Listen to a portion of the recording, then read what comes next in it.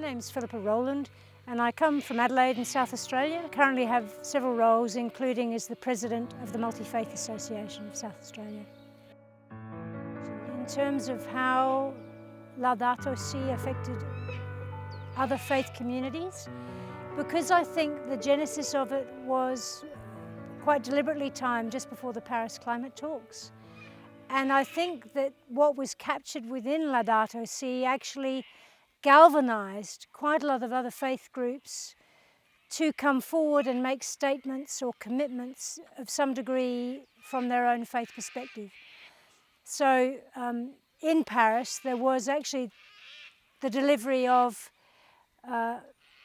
climate statements from the Hindu community, the Sikh community, other Christian faiths, Buddhists and so forth. Some of those, I think it was the third declaration that the Hindus delivered in Paris,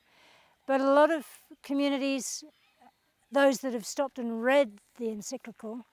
I think it reaches to something very deep in the human psyche and in human nature about respect for the earth, and also that piece about respect for the poor and the vulnerable, because Pope Francis is somebody who both loves and understands the poor. Like in the reading of Laudato Si, you can hear in the way he describes the kitchens of the poor communities where he's lived. Lack of money doesn't mean lack of love, and in tiny kitchens all around the world, families care for their children and for each other with great love and respect. So I think there's an enormous sense in Laudato Si of recognising that communities that are sometimes sidelined, whether they be Indigenous or the poor or those with other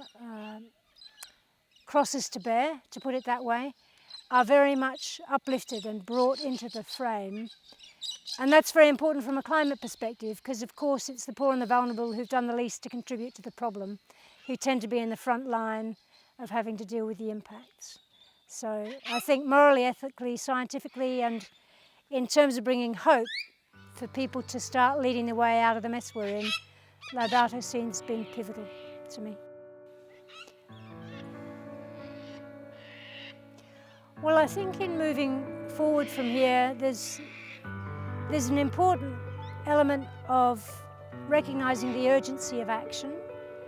but of also trying to carry it lightly and doing it with hope and love. So moving forward from here, I would really hope that communities of faith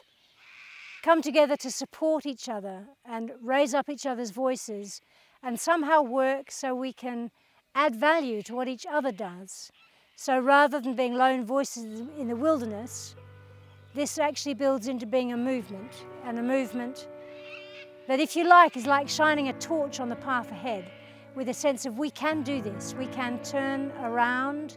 our disregard for Mother Earth and for each other, and we can begin to work together